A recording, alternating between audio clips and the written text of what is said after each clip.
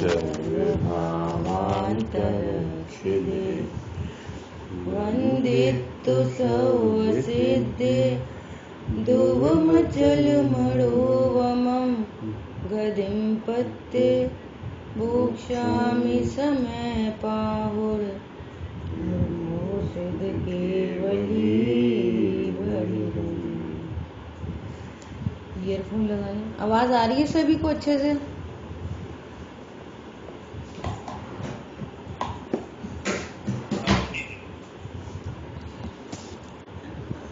अपन ने आत्मख्याति टीका का तीसरा कलश शुरू किया है ना। तीसरे कलश में अपन ने श्लोकार्थ देखा। आचार्य भगवान यहाँ पर टीका करने का फल क्या कहते हैं कि मुझे परम विशुद्धि हो, अर्थात मेरी पर्याय में जो संजुलन कषाय शेष है उस कषाय का भी अभाव हो, ऐसा मैं टीका का फल चाहता हूँ। इसमें क्या विशेष बात आई थी कि टीका करने का जो भाव है वो इटसेल्फ शुभ भाव है। तो शुभ भाव से विशुद्धि नहीं होगी। किससे विशुद्धि होगी कि जब टीका करने के समय बार बार समय सार का चिंतन मनन, समय सार का लक्ष्य होगा ना, ऐसा निमित्त नैमित्तिक संबंध बनेगा, तो संजुलन का भी अभाव हो, ऐसा वो इसका फल चाहते हैं, ऐसा आचार्य भगवान ने कहा। तो यहाँ हमारे को भी ये समझना चाहिए कि विशुद्धि का अर्थात क्या कि जो संजुलन संबंधी भी दुख है उसका भी अभाव हो, है ना। 28 मूल गुण पालने के जो परिणाम आ रहे हैं, 6वां गुण स्थान बनता है ना, स्वभाव से छूट जाते हैं, क्षण क्षण में 6वां गुण स्थान हो रहा है, फिर 7वें में जाते हैं। तो कह रहे हैं कि इस कषाय का भी अभाव हो। तो आचार्य भगवान हमें उपदेश क्या दे रहे हैं, एक प्रकार से हमें क्या मैसेज मिल रहा है कि यदि हमें अपने दुख को मिटाना है तो हम भी इस समय सार ग्रंथ का स्वाध्याय करके निज समय सार वस्तु का ज्ञान करें, इसका श्रद्धान करें और इसके ज्ञान श्रद्धान पूर्वक आनंद को प्राप्त करें। ऐसा आचार्य भगवान हमें मैसेज दे रहे हैं। संजुलन कषाय का अभाव समय सार के आश्रय से होगा, तो इसका अर्थ है कि मिथ्यात्व अनंतानुबंधी का अभाव भी शुद्ध आत्मा के आश्रय से ही होगा, है ना। और एक बात आई थी कि कैसी है मेरी परिणति और मैं कैसा हूँ, ये दो बातें आई थी। कैसी है मेरी परिणति, तो फर्क हो गया ना मैं और मेरे में, है ना। मैं तो द्रव्य दृष्टि से शुद्ध चिन्ह मात्र मूर्ति हूँ। मैं कैसा हूँ, द्रव्य दृष्टि से शुद्ध चिन्ह मात्र मूर्ति हूँ। ये तो मैं हूँ, मैं तो समय सार हूँ, हैं। और मेरी परिणति जो है, देखो उस परिणति को क्या बोल रहे हैं, पर परिणति। मेरी परिणति भी ये स्यादवाद है इसका नाम। मेरी परिणति कह रहे हैं और उसी को क्या कह रहे हैं, पर परिणति। भाव कर्म है ना, भाव कर्म, तो भाव कर्म स्व है कि पर है, बोलो। द्रव्य कर्म, भाव कर्म, नो कर्म से रहित। तो समय सार लिखने का, समय सार की टीका करने का परिणाम द्रव्य कर्म, भाव कर्म, नो कर्म में कौन है, बोलो। समय सार लिखने का परिणाम नो कर्म है कि द्रव्य कर्म है कि भाव कर्म है? भाव कर्म है। बहुत बढ़िया, है ना। भाव कर्म, और भाव कर्म स्व है कि पर है? बोलो, पर है। भाव कर्म उत्पन्न हो रहा है मेरी परिणति में। देखो गजब की बात है, उत्पन्न भाव कर्म कहाँ उत्पन्न हो रहा है? मेरी परिणति, मेरी परिणति है ना। और उसको ही क्या कह रहे हैं? पर परिणति। क्यों?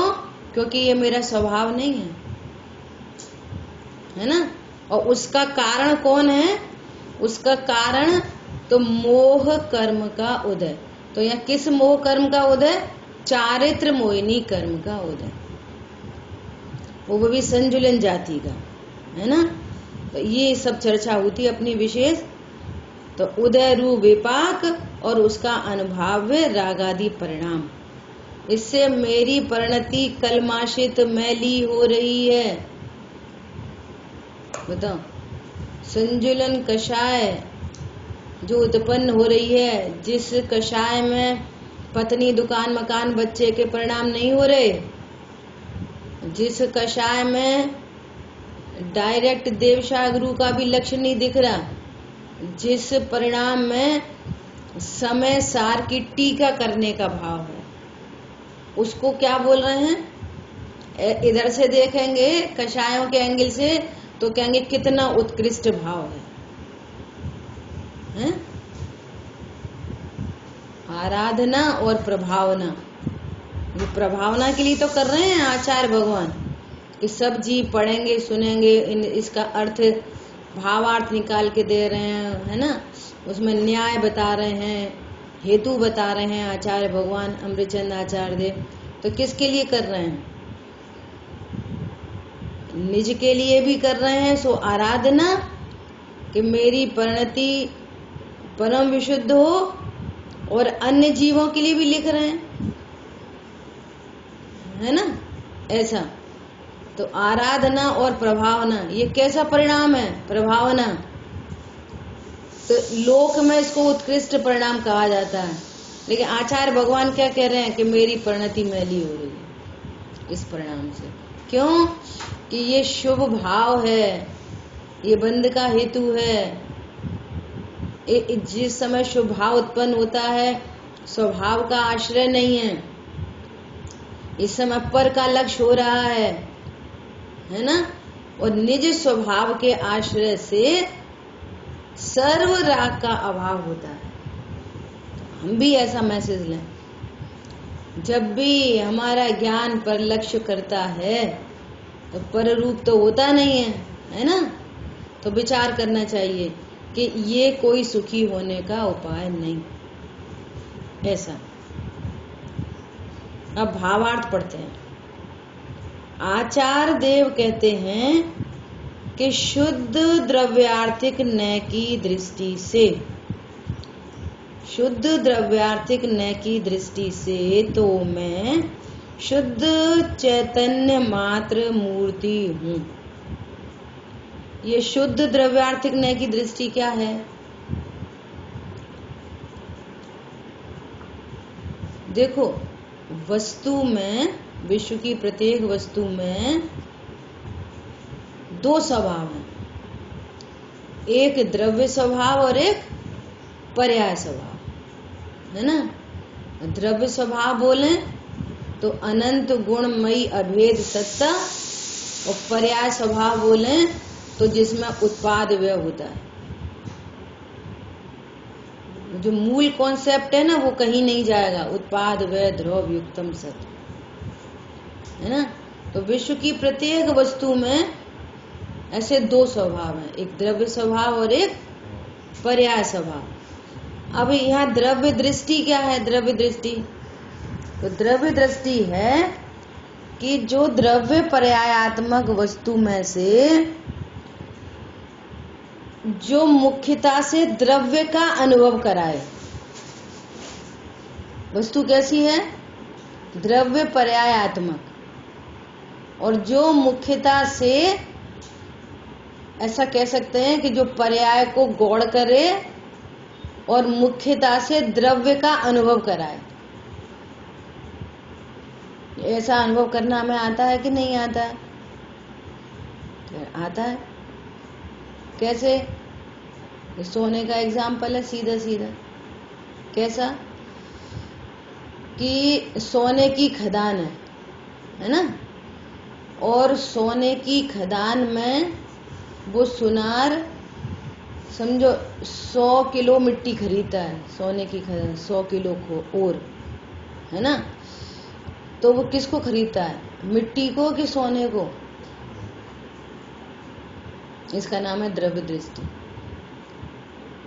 वो क्या देख रहा है कि इस सोने की खदान में सोना है, और जो सोना है सो कैसा है? देखो अवस्था में किट्टी कालीमा सहित दिख रहा है। किसमें दिख रहा है? अवस्था में चमक रहा है, चमकीला नहीं दिखाई दे रहा। कैसा दिख रहा है? काला दिखाई दे रहा है पर्याय में, अवस्था में। परंतु फिर भी वहां पर सोना कैसा है? एक सिंगल एटम सोने का कैसा है? कि शुद्ध है।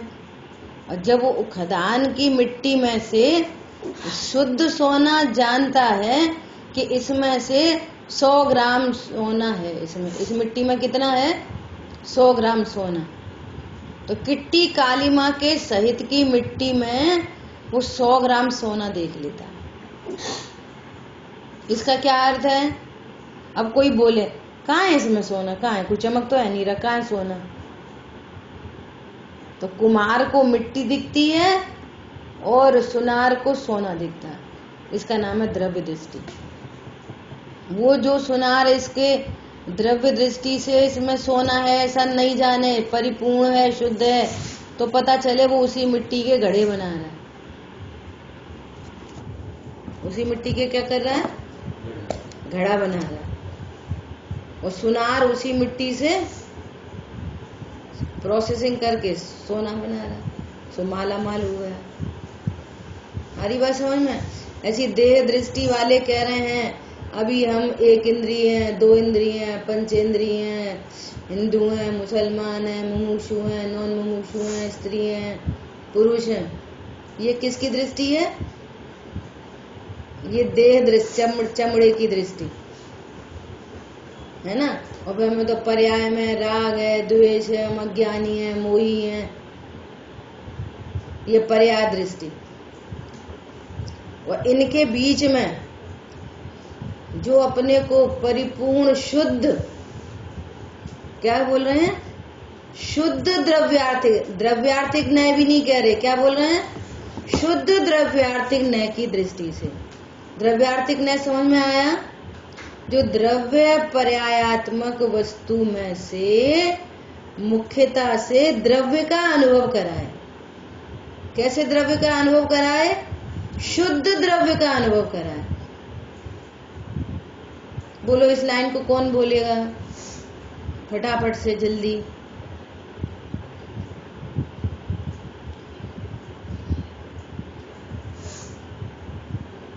बहुत बढ़िया।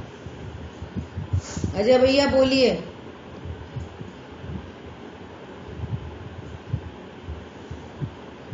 मत देना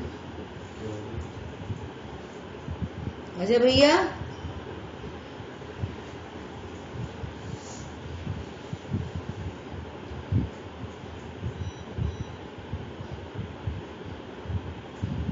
अजीत भाई साहब आप बोलिए।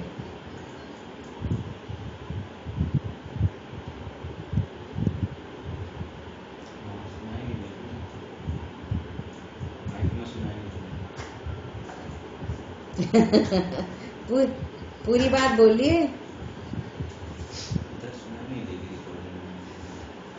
द्रव्य पर्यायात्मक वस्तु में से, हाँ जो द्रव्य, हाँ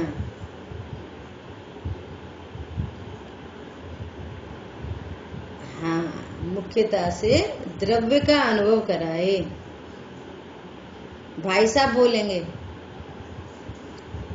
भाई साहब आप बोलिए। जब हम भाई साहब बोले बिना नाम के तो फिर हमारे जेठ जी समझ जाएं।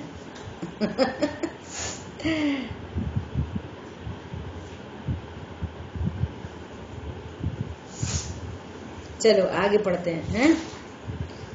तो ये शुद्ध द्रव्यार्थिक न की दृष्टि से मैं तो शुद्ध चैतन्य मात्र मूर्ति हूँ। बात ख्याल में आई? देखो गजब की बात है। मैं एक ऐसा नय है जो वस्तु के द्रव्य स्वभाव को बताता है।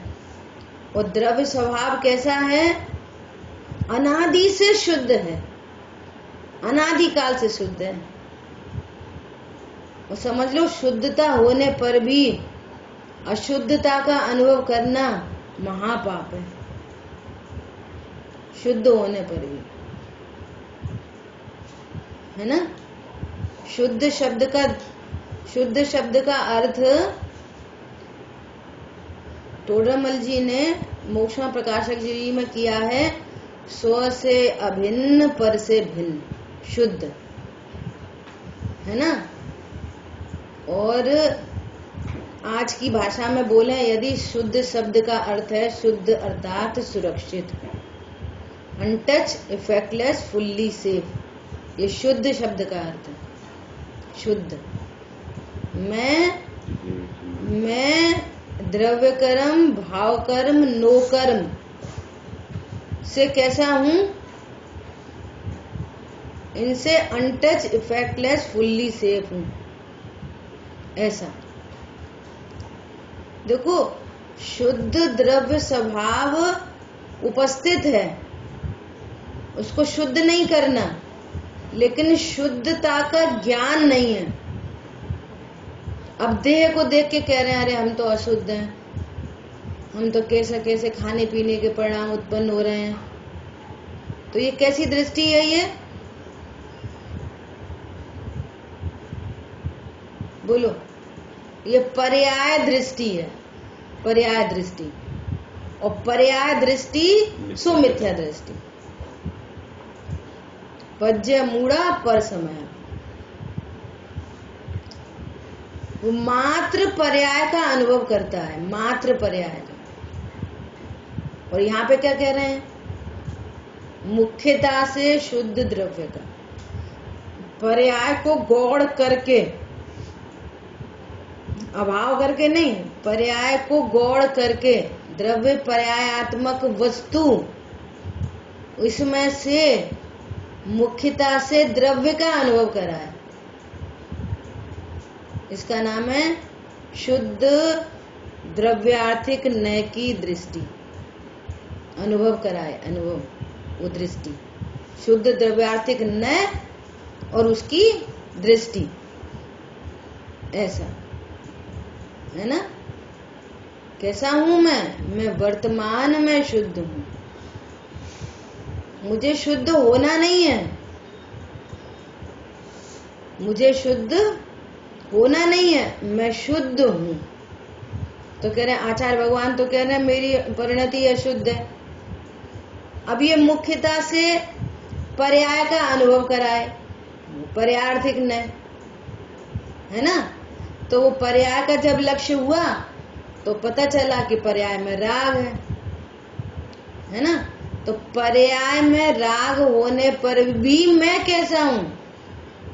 शुद्ध द्रव्यार्थिक न की दृष्टि, ओहो मैं तो शुद्ध चैतन्य मात्र मूर्ति हूं। और अपने को शुद्ध चैतन्य मात्र मूर्ति नहीं जानना सो अज्ञान, ऐसा विश्वास नहीं होना सो मिथ्या दर्शन, है ना। और अशुद्धता का टेंशन, किसका टेंशन? अशुद्धता का टेंशन सो मिथ्याचार है। आकुलता उत्पन्न हो रही है ना, ये मिथ्याचार है। और दूसरी भाषा में बोले कि वस्तु शुद्ध है और शुद्ध वस्तु को शुद्ध करने के उपाय, शुद्ध वस्तु को शुद्ध करने के उपाय क्या है? मिथ्याचारित। कहाँ पर हो? शुद्ध वस्तु को शुद्ध करने के उपाय क्या है? मिथ्याचार। दीवार तो है कैसी है? सफेद, चश्मा पहना है पीला, अब दीवार दिख रही है पीली, दीवार है कैसी और दिख कैसी रही है? प्रश्न ये है। दीवार है सफेद और दिख रही है पीली, और पीला रंग अच्छा नहीं लगता हमें, तो अब क्या करें कि पीली दीवार धो और सफेद करो, सफेद पेंट लाओ और सफेद करो। वो सब सामान इकट्ठा कर लिया उसने, साबुन, ब्रश, पानी वानी और सफेद पेंट ले आया। लोगों ने पूछा भैया क्या कर रहे हो? अरे सफेद पीली दीवार बिल्कुल अच्छी नहीं लगती, इसको सफेद करो। मंदिर तो सफेद अच्छा लगता है, उज्जवल कुंद धवल, पीला मंदिर नहीं अच्छा लगता, ये दीवार हटाओ ये। तो समझ गया वो, तो उन्हें धीरे से बोला भाई साहब इधर आओ, तो धीरे चश्मा उतार दिया उसका। अब क्या हुआ? पीली दीवार सफेद हो गई, पीली दीवार सफेद हो गई, दीवार सफेद थी सफेद दिख गई। पीले पने का भ्रम, सफेद दीवार सफेद दिखना, है ना?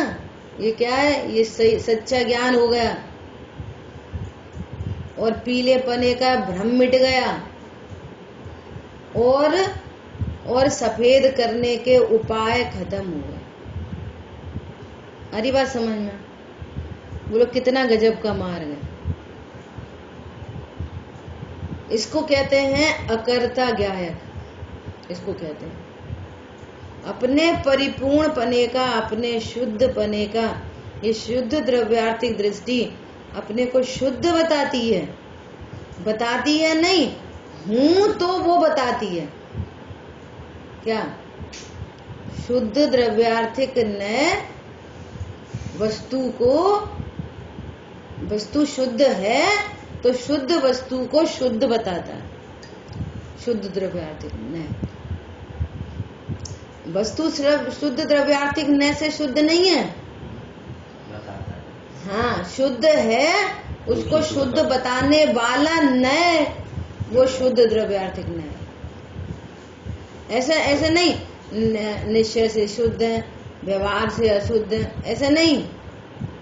जैसी वस्तु है उसको वैसा बताने वाला निश्चय न। अब यहाँ द्रव्यार्थिक न के एंगल से बात चल रही है ना, आगम के न है ना, तो आगम के न द्रव्यार्थिक पर्यार्थिक न है, और अध्यात्म के न निश्चय व्यवहार न, ऐसा थोड़ा सा भेद है ना?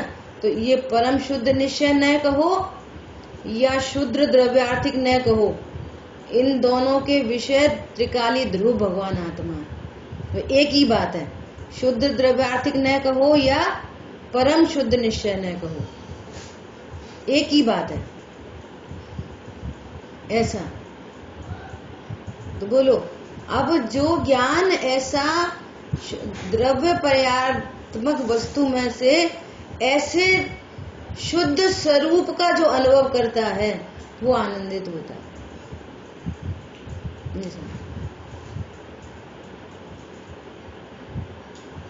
मैं वर्तमान में कैसा हूँ? शुद्ध हूँ, परिपूर्ण हूँ, अविनाशी हूँ। सारी दुनिया को मरण का भय है, अंतिम समय आखिरी में ऐसा नहीं हो जाए, आखिरी में हॉस्पिटल नहीं पहुंच जाए, आखिरी में परिणाम नहीं बिगड़ जाए। अरे भैया विचार करो, आखिरी हमारी होती है कि नहीं होती? बोलो। ये शुद्ध द्रव्यार्थिक न से वो ज्ञान अपने को अविनाशी जानता है, उसी ज्ञायक के विशेषण है। जो प्रॉब्लम है ना, उस प्रॉब्लम को खड़ा करके सॉल्यूशन लो। मरण का भय है, आकुलता हो रही है, तो इसी ज्ञायक भगवान आत्मा को क्या कहते हैं? अविनाशी स्वरूपो हम। मैं कैसा हूँ? अविनाशी हूँ। जो ज्ञान अपने को अविनाशी जानता है तो मरण का भय दूर होता है। तो ये मरण का भय दूर होना ये सम्यक चारित्र है। पंडित साहब की पूजन की लाइनों में लिखा, जब से स्वसन्मुख दृष्टि हुई, ये शुद्ध द्रव्यार्थिक न्याय की दृष्टि। पढ़ते हैं पूजन, भाव पता नहीं है, ऐसा स्वरूप पता नहीं है, तो उस समय सार लक्ष्य में नहीं आता। इसका नाम है कि पूजन करने से भी निज दर्शन होते हैं, ऐसे होते हैं निज दर्शन। जब से स्वसन्मुख दृष्टि हुई, तो कितने भाव आ रहे हैं।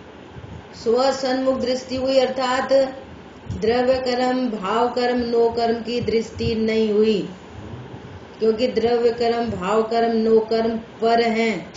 जब से पर सन्मुख दृष्टि नहीं कहा, जब से स्वसन्मुख दृष्टि हुई अर्थात शुद्ध द्रव्यार्थिक न्याय की दृष्टि हुई, तो क्या क्या देखा उस दृष्टि में? अविनाशी ज्ञायक रूप लखा, शाश्वत अस्तित्व स्वयं का लख कर, जन्म मरण भय दूर हुआ। ये शुद्ध द्रव्यार्थिक न्याय की दृष्टि, इसका प्रयोग तो पूजन में प्रयोग किया पंडित साहब ने। द्रव्य कर्म, भाव कर्म, नो कर्म पर की दृष्टि है, और शुद्धात्मा की दृष्टि स्व की दृष्टि है। और शुद्धात्मा कैसा है कि शुद्ध, मैं शुद्ध चैतन्य मात्र मूर्ति हूँ। मैं कैसा हूँ?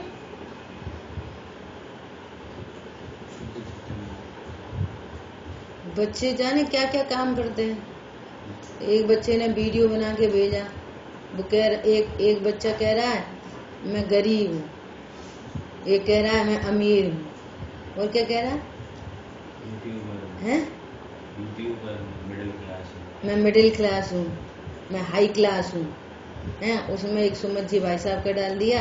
सुमत जी भाई साहब कह रहे हैं मैं जीव हूँ। वो सब पर्याय की दृष्टि है, और ये द्रव्य दृष्टि है। मैं शुद्धात्मा हूँ।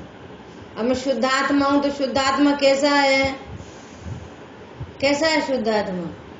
कि उस शुद्धात्मा को भेद से गुण बताए। गुण क्यों बताए? देखो, एक ये भी एक विषय है। द्रव्य क्यों बताया? वस्तु भेद से बताइए ना, द्रव्य गुण पर्याय। द्रव्य क्यों बताया? अहम स्थापित करने के लिए कि यह मैं हूँ। लिख लेना अच्छे से इन चीजों को। द्रव्य क्यों बताया?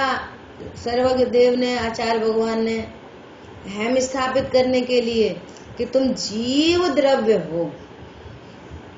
कौन हो तुम? कौन से द्रव्य हो? मैं कौन सा द्रव्य हूँ? 6 द्रव्यों में मैं जीव द्रव्य हूँ। और जीव द्रव्य कैसा है? तो जीव द्रव्य की महिमा करने के लिए गुण बताए। मेरे में अनंत सामान्य गुण है, अस्तित्व, वस्तित्व आदि आदि। मेरे में अनंत शक्ति है, जीवत्व शक्ति आदि, जीवत्व शक्ति, चिति शक्ति, है ना, प्रभुत्व शक्ति, विभुत्व शक्ति, ऐसे शक्तियां बताएं। मेरे में ज्ञान, श्रद्धा, चारित्र, है ना, वीर आदि अनंत गुण हैं। ऐसे अब इन गुणों का स्वरूप समझ के किसकी महिमा आ रही है? गुण की कि द्रव्य की? इन मई द्रव्य। गुण गुणों के लिए नहीं बताए, गुण द्रव्य की महिमा करने के लिए बताए। और पर्याय क्यों बताई? कि पर्याय दृष्टि छोड़ने के लिए बताई। और सारा काम पर्याय करेगी, पर्याय ही तत्व निर्णय करेगी। ये जो हम सब पढ़ रहे हैं, सुन रहे हैं, समय सार जी ग्रंथ पढ़ रहे हैं, आत्मख्याति टीका पढ़ रहे हैं, है ना, तो ये निर्णय कौन करेगा? ज्ञान निर्णय करेगा। द्रव्य गुण निर्णय नहीं करेंगे। फंक्शन कहाँ पे होता है? कार्य। पर्याय इटसेल्फ एक कार्य है। ज्ञान की पर्याय में जानने का कार्य हो रहा है। ज्ञान के कितने काम हैं? ज्ञान के जानना, झलकाना और निर्णय करना, हित हित का विचार करना, भेद ज्ञान करना, ये सब ज्ञान के कार्य हैं। ये ज्ञान की पर्याय, तो इसलिए पर्याय स्वभाव बताया। आनंद कहाँ प्रकट होगा? पर्याय में। ऐसे स्वरूप को जानकर, है ना, मैं त्रिकाली ध्रुव हूँ, परिपूर्ण हूँ, अविनाशी हूँ, शुद्ध स्वरूपो हम, ज्ञान सम्यक हो गया, अपने आप कार्य घटित हो गया पर्याय में, अज्ञानता मिट गई, श्रद्धा सम्यक हो गई। ये कार्य कहाँ हुआ? पर्याय में। श्रद्धा सम्यक हो गई, करनी नहीं पड़ी। ज्ञान ध्रुव स्वभाव का लक्ष्य करता है तो वो ज्ञान स्वयं ही सम्यक ज्ञान हो जाता है। श्रद्धा सम्यक हो गई, है ना, और चारित्र भी सम्यक हो गया, अतीन्द्रिय आनंद प्रकट हुआ। मरण का भय दूर होना और अविनाशी पने का आनंद होना एक ही बात है, और एक ही समय में होते हैं दोनों काम। जैसे लाइट जलाते हैं, स्विच ऑन करते हैं, तो एक ही काल होता है, अंधेरा चला दूर हो जाता है और प्रकाश हो जाता है। तो दो बातें कहने में आती हैं कि अंधेरे को दूर किया और प्रकाश किया। काम कितने हुए हैं? एक ही। ऐसा क्या किया? अंधेरे को दूर किया कि प्रकाश किया? क्या किया? बोलो, इन दोनों में काम में क्या काम किया? अंधेरे को दूर किया कि प्रकाश किया?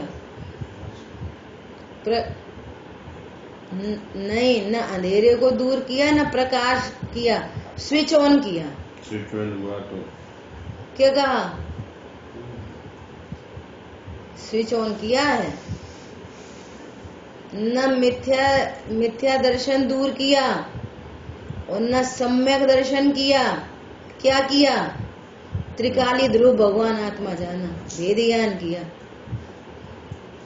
मैं द्रव्य कर्म, हाँ, द्रव्य कर्म, भाव कर्म, नो कर्म मैं नहीं, मैं तो शुद्ध चैतन्य मूर्ति हूँ। ये काम किया तो पर्याय में भी दोनों काम हो गए। ना अंधेरा दूर किया ना प्रकाश किया। क्या काम किया? स्विच ऑन किया। स्विच ऑन मत करो और अंधेरे को दूर करने के उपाय करो। ले आओ डंडा, ले आओ पिस्तौल, ले आओ तलवार, ले आओ, अंधेरे को दूर करो, है ना। और स्विच ऑन नहीं करो और बस हे भगवान, हे भगवान, प्रकाश हो जाए, हे भगवान, हे भगवान। सिद्ध चक्र विधान रचाओ, शांति विधान रचाओ। कितनी शांति होगी? बोलो, कौन सा है शांति विधान?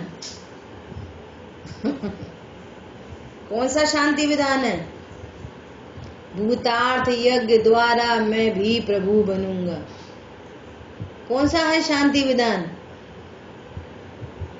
ओहो, मैं समय सार हूँ, मैं शुद्ध चैतन्य मूर्ति हूँ, ऐसा भेद विज्ञान, ये है शांति विधान। और इसके बिना शांति विधान नहीं हो सकता, भूतार्थ यज्ञ नहीं हो सकता। ये सबसे बड़ा यज्ञ है विश्व का। और लोग तो योग्य क्या यज्ञ करते हैं? वे तो सीधा सीधा पाप ही करते हैं। ऐसी ऐसी मिथ्या मान्यताएं बन जाती हैं। जैसे कोई ने नया घर बनाया तो वो क्या करेगा? अरे वो कर चला दो, थोड़ा सा धुआं तो कर ही दो, वो दीवार शुद्ध हो जाएंगी, वो शुद्ध हो जाएंगी, ये हो जाएगा, हवन करा लो, हवन करा लो। अब चलता है इतना तो वैसे हमारे परिणाम तो है नहीं। और ऐसा ऐसा ऐसा भय बना रहता है उस जीव को, बुरी बाधाएं दूर हो जाएंगी। मालूम है, अज्ञान मोह राग द्वेष बुरी बाधाएं हैं। सारी बुरी बाधाएं दूर कर दो। चलो मान लिया थी और दूर कर दी। अब आपके अज्ञान मोह राग द्वेष से क्या होएगा? पर्याय में जो अज्ञान मोह राग द्वेष चल रहे हैं उनसे क्या होएगा?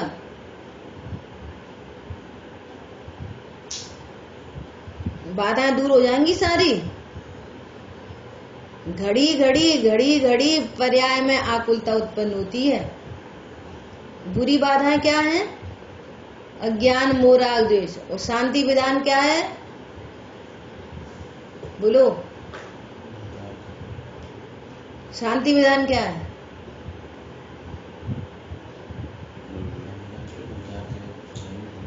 तो अच्छे से बोलो, ऐसे घबराए।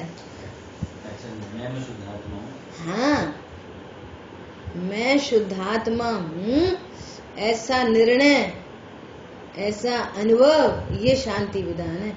इसके बिना कभी किसी को शांति हो नहीं सकती पूरे भरे विश्व में। ऐसी अद्भुत बात है।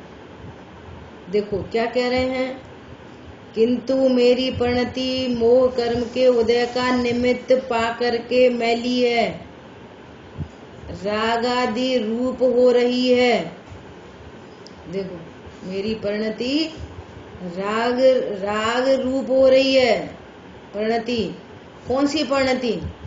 एक संजुलन संबंधी परिणति, संजुलन संबंधी कषाय। देखो यहाँ विधि सीखनी है, यहाँ भावार्थ में से तीसरे नंबर कलश से, कि आचार्य भगवान की संजुलन मात्र जो कषाय शेष है ना,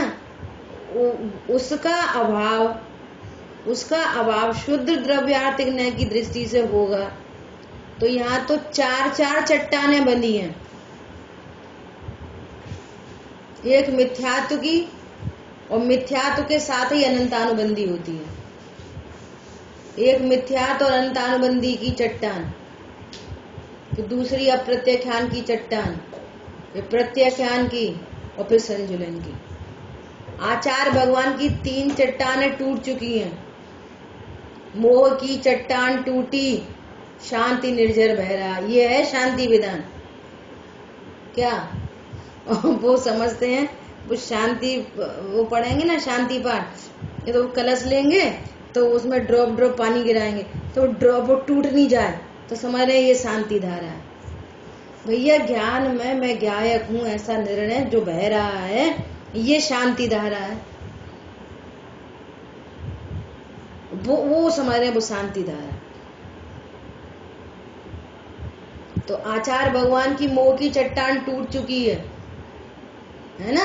और प्रत्याख्यान किसके आश्रय से?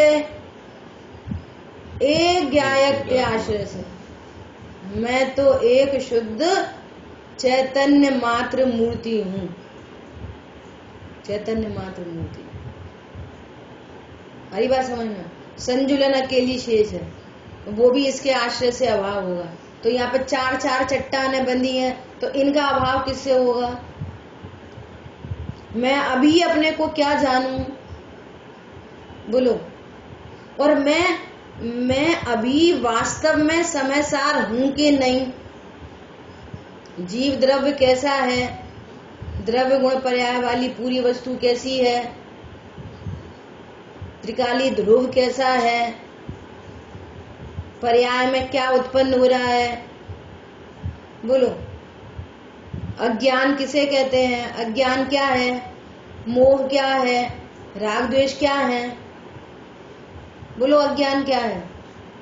मैं समय सार हूं ऐसा नहीं जानना ही अज्ञान है, यही अज्ञान है। मैं समय सार हूं ऐसा विश्वास नहीं है, ये मिथ्या दर्शन है ना। और अपने परिपूर्णपने का आनंद नहीं है, ये मिथ्या चारित्र है। फिर आनंद के लिए कहाँ भटक रहे? ये इधर भटक रहे हैं पर पदार्थ में, और भोग सकते नहीं, खा सकते नहीं, छू सकते नहीं, वो मैटर अलग है। ये है सबसे बड़ा पाप, अज्ञान, है ना। इसलिए शुद्ध आत्मा की, देखो गजब की बात, इसलिए शुद्ध आत्मा की कथनी रूप इस समय सार ग्रंथ की टीका करने का फल यह चाहता हूं कि मेरी परिणति रागादि रहित शुद्ध हो, मेरे शुद्ध स्वरूप की प्राप्ति हो। क्या बोल रहे हैं? ये शुद्ध आत्मा की कथनी रूप जो समय सार है ना, ये द्रव्य श्रुत समय सार क्या है? ये ग्रंथ समय सार में आत्मा नहीं है। क्या बोला? सब क्यों चलती है? समय सार में क्या बोला? समय सार में आत्मा नहीं है। समय सार आत्मा बता रही है। तो आत्मा कौन है? मैं हूं। जैसे उंगली से दिखाते हैं ना, उंगली से देखो वो चंदा मामा, तो चंदा मामा वहां है कि उंगली पे है? कहाँ चंदा मामा? वहां है चंदा मामा। उसको दिखाने वाली कौन है? उंगली। तो उंगली को देखो, उंगली को नहीं देखोगे तो चंदा मामा नहीं दिखेगा, और उंगली ही देखते रहोगे तो चंदा मामा नहीं दिखेगा। समय सार ग्रंथ का स्वाध्याय नहीं करोगे, उसकी भली प्रकार विषय वस्तु नहीं समझोगे तो समय सार नहीं दिखेगा। और समय सार ही पढ़ते रहोगे, तत्व निर्णय नहीं करोगे तो समय सार नहीं मिलेगा। हरी बात समझ में? ऐसी गजब की बात है। इसलिए कह रहे हैं शुद्ध आत्मा की कथनी रूप इस समय सार ग्रंथ की टीका करने का फल यह चाहता हूँ कि मेरी परिणति रागादि रहित शुद्ध हो। अब फिर से समझना, बहुत समझने की बात है। मेरी परिणति शुद्ध हो, ठीक है? मेरे शुद्ध स्वरूप की प्राप्ति हो। अब शुद्ध स्वरूप की प्राप्ति तो पहले ही हो गई, फिर ये कौन से शुद्ध स्वरूप की प्राप्ति हो? मैं शुद्ध हूं, परिपूर्ण हूं, ऐसा जाना तब तो मोह टूटा, मोह टूटा और शांति निर्जर बहा, है ना? तो मैं शुद्ध हूं, ये है शुद्ध स्वरूप की प्राप्ति। और फिर यहाँ पर कह रहे हैं कि मेरे शुद्ध स्वरूप की प्राप्ति हो। इसका अर्थ क्या है कि जो शुद्ध स्वभाव तो पहले से ही मौजूद है ना? पर्याय की भी अशुद्धता दूर हो, इसलिए कह रहे हैं शुद्ध स्वभाव की प्राप्ति हो पर्याय में। द्रव्य स्वभाव तो पहले से ही शुद्ध है, और पर्याय में अज्ञान मोह राग द्वेष है। द्रव्य स्वभाव शुद्ध होने पर भी पर्याय अशुद्ध है। हूँ द्रव्य दृष्टि से अति पवित्र, परिणति ही मात्र अपावन है। चिर से ही पर में भ्रमित हुई, शुचिकारी तब आराधन। सब पूजन में लिखा है। पूजन में क्या लिखा है पंडित साहब ने? समय सार। अरे बात समझ में? शुद्ध हूं और पर्याय में अशुद्धता, और इस शुद्ध स्वरूप के आश्रय से पर्याय की अशुद्धता मिटती जा रही है, मिटती जा रही है, मिटती जा रही है। संजुलन भी मिटी, तो पर्याय में भी शुद्ध, जैसा द्रव्य स्वभाव द्रव्य भाव नो कर्म से रहित, ऐसी पर्याय में भी द्रव्य कर्म भाव कर्म नो कर्म से रहित पर्याय भी प्रकट हो गई। इसका अर्थ है कि मेरे शुद्ध स्वरूप की प्राप्ति हो। कहाँ? पर्याय में। द्रव्य तो प्रथम से ही शुद्ध है। बोलो, इतनी बात किसे समझ में नहीं आई? मेरे शुद्ध स्वरूप की प्राप्ति हो, अर्थात पर्याय में प्रकट हो। द्रव्य स्वभाव पूर्व से ही शुद्ध है, द्रव्य भावना कर्म से रहित, गुण भेद और पर्याय भेद से रहित। तो मेरी अवस्था में भी क्या प्राप्त हो? शुद्ध स्वरूप की प्राप्ति हो। किसको प्राप्ति हुई है शुद्ध स्वरूप की? सिद्ध भगवान को शुद्ध स्वरूप की प्राप्ति हुई। वो सिद्ध, ये ध्रुव त्रिकाली ध्रुव भगवान आत्मा है ना, अनंत मिथ्यात्व अनंतानुबंधी का अभाव हुआ, प्रत्यख्यान अप्रत्यख्यान संजुलन का अभाव हुआ, और परिणति कैसी प्रकट हो गई? शुद्ध परिणति प्रकट हो गई। तो उनकी पर्याय में भी संयोग शरीर का, अनंत भगवान को अभी शरीर संयोग रूप से था, भले ही अनंत चतुष्टय प्रकट हो गए थे, परंतु सिद्ध भगवान को नो कर्म का अभाव हो गया, न शरीर है न समवशरण है। अनंत भगवान को अभी अघाती कर्म विद्यमान है, सिद्ध भगवान को अघाती कर्म का भी अभाव हो गया। समझ आ रही बात? और सर्व भाव कर्म का अभाव और अंत भगवान को भी हो गया था और इनको भी हो गया। तो इनकी जो सिद्ध पर्याय है ना, सिद्ध कौन है? सिद्ध अवस्था का नाम है और ये त्रिकाली ध्रुव है। सिद्ध किसका नाम है? पर्याय का नाम है, पूर्ण शुद्ध पर्याय का नाम सिद्ध है। वो सिद्ध पर्याय कैसी है? द्रव्य कर्म, भाव कर्म, नो कर्म से रहित। और द्रव्य स्वभाव कैसा है? द्रव्य कर्म, भाव कर्म, नो कर्म से रहित। तो द्रव्य कैसा, पर्याय कैसी हो गई? द्रव्य जैसी, जैसा द्रव्य वैसी पर्याय। और अब तक क्या हो रहा था? द्रव्य कैसा और उल्टी पर्याय। द्रव्य है सुख स्वरूपी और पर्याय में दुख है, ये विपरीत पर्याय। स्फटिक मणि ट्रांसपेरेंट है और रंग बिरंगी दिखाई दे रही है ना? रंग बिरंगी दिखने के काल में भी शुद्ध है वो द्रव्य स्वभाव, और पर्याय रंग बिरंगी दिख रही है विकारी, ये पर्याय स्वभाव। और जब सारी पन्नियां हट गई उसमें से, है ना, तो अब कैसी दिख रही है? वहां पे भी दो चीजें मौजूद हैं। जब सब अब रंग बिरंगी नहीं दिख रही, ट्रांसपेरेंट दिख रही है, वहां पे भी दो चीजें मौजूद हैं। द्रव्य स्वभाव, जो पूर्व से रंग बिरंगे के काल में भी जो द्रव्य स्वभाव था वो मौजूद है, और पर्याय भी कैसी हो गई? ट्रांसपेरेंट। जैसा द्रव्य स्वभाव वैसी पर्याय। सो कह रहे हैं मेरे शुद्ध स्वरूप की प्राप्ति हो कहाँ? अवस्था में। द्रव्य तो पहले से ही शुद्ध है। ऐसा ये वाली बात ख्याल में आएगी ना, तो वंदित तो सब सिद्धे समय में आएगी, जो आगे बात आने वाली है ना?